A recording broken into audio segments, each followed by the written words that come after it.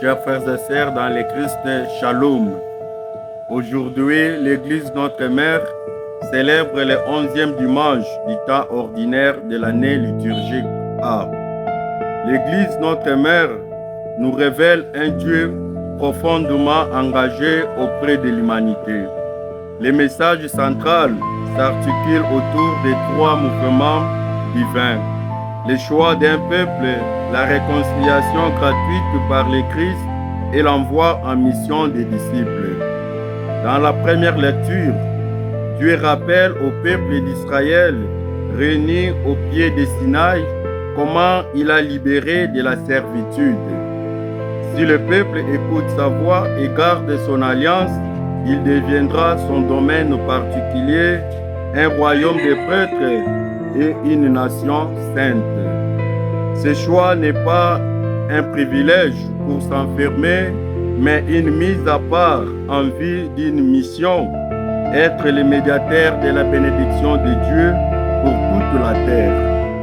Dans la deuxième lecture, Saint Paul approfondit cette relation en montrant jusqu'où va la fidélité divine. Le Christ n'a pas attendu que nous soyons parfaits pour agir. Dans l'Évangile, Saint Matthieu concrétise cette solitude divine à travers le regard de Jésus. Devant les foules, le cœur du Christ est bouleversé.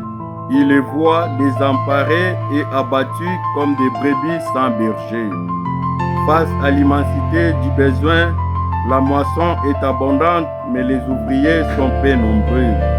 D'abord, de prier les maîtres de la moisson d'envoyer des ouvriers.